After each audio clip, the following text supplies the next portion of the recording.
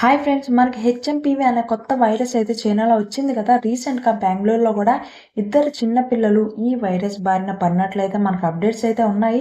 So నేను మీకు ఈ వీడియోలో హెచ్ఎంపీవీ అంటే ఏంటి, ఇది కోవిడ్ లాగా భయంకరమైనదా, ఇది ఏ వయసు వాళ్ళకి ఎక్కువ వచ్చే ఛాన్సెస్ ఉన్నాయి, ఒకవేళ మనం ఈ వైరస్కి ఇన్ఫెక్ట్ అయితే కనుక కనిపించే సిమ్టమ్స్ ఏంటి, ఇవన్నీ నేను మీకు ఈ వీడియోలో అయితే షేర్ చేయబోతున్నాను. సో వీడియోని స్కిప్ చేయకండి ఫ్రెండ్స్. ఈ వైరస్ గురించి మీరు తెలుసుకునే ముందు ఈ వీడియోని మీ ఫ్యామిలీ అండ్ ఫ్రెండ్స్ కూడా షేర్ చేసి వాళ్ళు కూడా ఈ ఇంపార్టెంట్ ఇన్ఫర్మేషన్ని తెలుసుకునేలాగైతే చేయండి. సో ఈ వీడియోని మీతో పాటు మరికొందరికి రీచ్ అవ్వాలంటే వీడియోని లైక్ చేసి ఛానల్ని సబ్స్క్రైబ్ చేసుకోవడం మాత్రం మర్చిపోకండి. హెచ్ఎంపీవీ అంటే హ్యూమన్ మెటాన్యూమో వైరస్. ఇది మనకి కోవిడ్ లాగా కొత్త వైరస్ కాదు.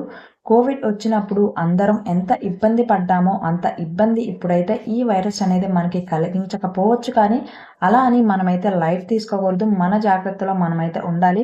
ఇంట్లో చిన్నపిల్లలు పెద్దవాళ్ళు ఉన్న వాళ్ళైతే ఇంకా ఎక్కువ జాగ్రత్తగా అయితే ఉండాలి. ఈ వైరస్ బారిన పడకుండా అయితే చూసుకోవాలి. హెచ్ఎంపీవీ కోవిడ్ లాగా కొత్త వైరస్ అయితే కాదు. ఆల్రెడీ మనకి ఈ వైరస్ అనేది 2001లో నెదర్లాండ్స్లో అయితే డిటెక్ట్ అయ్యింది. ఇది బర్డ్స్ నుంచి హ్యూమన్స్కి వచ్చే వైరస్ అనమాట.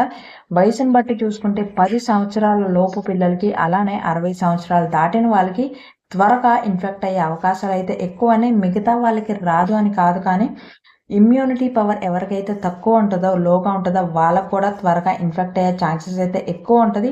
సో మనం ఈ వైరస్ బారిన పడకూడదంటే ఎప్పటికప్పుడు హ్యాండ్స్ని సోప్ అండ్ వాటర్తో అయితే వాష్ చేసుకోవాలి. శానిటైజేషన్ కూడా యూజ్ చేసుకోవాలి. సో మనం బయటికి వెళ్ళినప్పుడు మాస్క్ కూడా పెట్టుకోవడం అయితే చాలా మంచిది. సో ఈ జాగ్రత్తలు అనేవి కంపల్సరీ మీరైతే తీసుకోవాలి. హెచ్ఎంపీవీ వైరస్ అనేది మనకి వచ్చినప్పుడు సిమ్టమ్స్ అనేవి ఎలా ఉంటాయంటే, నార్మల్ కోల్డ్ అండ్ కాఫ్ వచ్చినప్పుడు ఏ సిమ్టమ్స్ అయితే ఉంటాయో సేమ్ ఆ సిమ్టమ్స్ ఈ వైరస్ కూడా ఉండటం అయితే జరుగుతుంది. కోల్డ్, కాఫ్, గొంతు నొప్పి, హెడేక్, ఈ సిమ్టమ్సే మీకైతే ఈ వైరస్ సోకినప్పుడు కూడా ఉంటుంది. మీరు నార్మల్ కోల్డ్, కాఫ్ వచ్చినప్పుడు ఏం మెడికేషన్ అయితే యూజ్ చేస్తారో సేమ్ అవే యూజ్ చేసి ఈ వైరస్ని అయితే తగ్గించుకోవచ్చు. ఒకవేళ ఆ మెడికేషన్స్తో మీకు తగ్గనట్లయితే కంపల్సరీ డాక్టర్ని అయితే వెళ్ళి కలవండి. ఈ వైరస్ అనేది ఒకరి నుంచి ఒకరికి ఎలా సోకుతుంది అంటే, వాళ్ళు దగ్గినప్పుడు మీరు దగ్గర ఉన్న వాళ్ళ నుంచి మీకు వచ్చే అవకాశం అయితే ఎక్కువ ఉంది. అలానే వాళ్ళు ఇన్ఫెక్ట్ అయిన పర్సన్ టచ్ చేసిన మెటీరియల్ని మీరు టచ్ చేసినా కానీ మీకైతే ఈజీగా ఈ ఇన్ఫెక్షన్ అనేది ఇన్ఫెక్ట్ అవుతుంది. సో మీరైతే జాగ్రత్తగా ఉండాలి. చిన్న పిల్లలు, పెద్దవాళ్ళు ఉన్నవాళ్ళు మాత్రం ఇంకా ఎక్కువ జాగ్రత్తతో అయితే ఉండండి. సో ఈ వీడియోని మీరు కేర్ చేసి మీ ఫ్యామిలీ అండ్ ఫ్రెండ్స్ కూడా షేర్ చేసి ఇలాంటి ఇన్ఫర్మేటివ్ వీడియోస్ని మిస్ అవ్వకూడదంటే ఛానల్ని సబ్స్క్రైబ్ చేసుకోవడం మాత్రం మర్చిపోకండి.